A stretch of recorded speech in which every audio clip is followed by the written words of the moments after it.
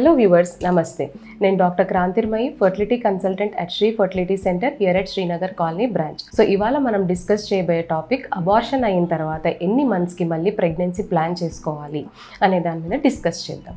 So ముందుగా abortions అనేవి ఎన్ని అయ్యాయి, అబార్షన్స్ అనేది ఒకటైందా లేకపోతే రెండు ఆ పైన అయినాయా అనేది ఫస్ట్ చెక్ చేసుకోవాల్సి ఉంటుంది. సో సపోజింగ్ లెట్స్ సే ఒకటే మిస్క్యారేజ్ అయినట్టయితే కనుక so deep evaluation of the partners ఏంటి ప్రాబ్లం అనేది డీపర్గా ఎవాల్యుయేట్ చేయని అవసరం లేదు.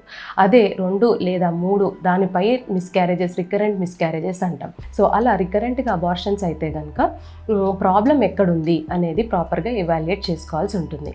సో ముఖ్యంగా మొదటి 3 నెలల్లో అయ్యే మిస్క్యారేజెస్లో యూట్రైన్ ప్రాబ్లమ్స్ అంటే గర్భసంచి తాలూకు ప్రాబ్లమ్స్ ఏమన్నా ఉన్నాయా చెక్ చేసుకోవాల్సి ఉంటుంది. ముఖ్యంగా యూట్రస్లో ఏమన్నా ఫైబ్రాయిడ్స్, పాలిప్స్, తర్వాత సెప్టా అంటాం, లేకపోతే shape abnormalities like septate uterus, bicornuate uterus, so ఇట్లాంటి ప్రాబ్లమ్స్ ఏమన్నా ఉన్నాయా చెక్ చేసుకోవాల్సి ఉంటుంది. నెక్స్ట్ వచ్చేసి యాప్లా సిండ్రోమ్ అంటాం. APLA syndrome antiphospholipid antibody syndrome. So దీంట్లో మదర్లో యాంటీబాడీస్ ఉండడం వల్ల మదర్కి బేబీకి సఖ్యత కుదరక ఇంప్లాంటేషన్ సరిగా బేబీ ఇంప్లాంట్ అవ్వక అబార్షన్స్ అవ్వడం జరుగుతూ ఉంటుంది. నెక్స్ట్ వచ్చేసి chromosomal pattern of the parents. So మేల్లో కానీ ఫిమేల్లో కానీ మన జెనెటిక్ ప్రాబ్లమ్స్ ఉంటే అది పిండాలు సరిగా ఏర్పడక సో అటువంటి పిండాలు ఏంటి అంటే అబార్ట్ అయిపోతూ ఉంటాయి. సో ఇది ముఖ్యంగా ఫస్ట్ 3 మంత్స్లో ఈ రికరెంట్ మిస్క్యారేజెస్ యొక్క కాజెస్ చూసుకుంటే. నెక్స్ట్ వచ్చేసి ప్రెగ్నెన్సీ ఎప్పుడు ప్లాన్ చేసుకోవాలి ఆఫ్టర్ మిస్క్యారేజెస్ అనేది కాజ్ ఆఫ్ ద మిస్క్యారేజ్ బట్టి ఉంటుంది.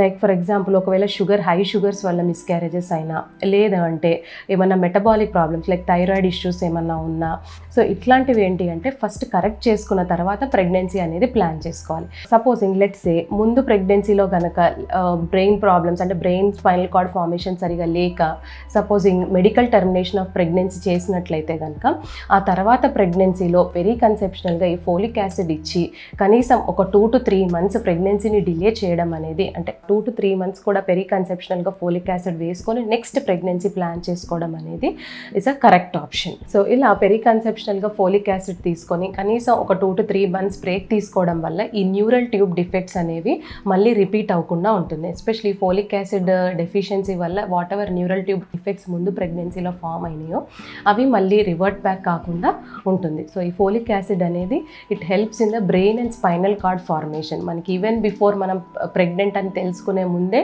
ఈ బ్రెయిన్ స్పైనల్ కార్డ్ ఫార్మేషన్ అనేది స్టార్ట్ అయిపోతూ ఉంటుంది కాబట్టి so periconceptional folic acid అనేది during this period very important. So మళ్ళీ ప్రెగ్నెన్సీ ప్లాన్ చేసుకోవడానికి రీజన్ ఆఫ్ మిస్క్యారేజ్ అనేది తెలుసుకోవడం వెరీ ఇంపార్టెంట్. ఒకవేళ సింగిల్ మిస్క్యారేజ్ అయితే డీపర్ ఎవాల్యుయేషన్ అవసరం లేదు. ఒకవేళ రికరెంట్ మిస్క్యారేజెస్ ఉంటే కాజ్ ఆఫ్ మిస్క్యారేజ్ తెలుసుకొని పెరీ కన్సెప్షనల్గా ఫోలిక్ యాసిడ్ వాడి కనీసం ఒక 2 to 3 మంత్స్ గ్యాప్లో మళ్ళీ ప్రెగ్నెన్సీ అనేది ప్లాన్ చేసుకోవడం ఇట్స్ అ కరెక్ట్ ఆప్షన్. ఈ వీడియోపై మరిన్ని డౌట్స్ కింద కమెంట్ సెక్షన్లో పోస్ట్ చేయగలరు. Thank you.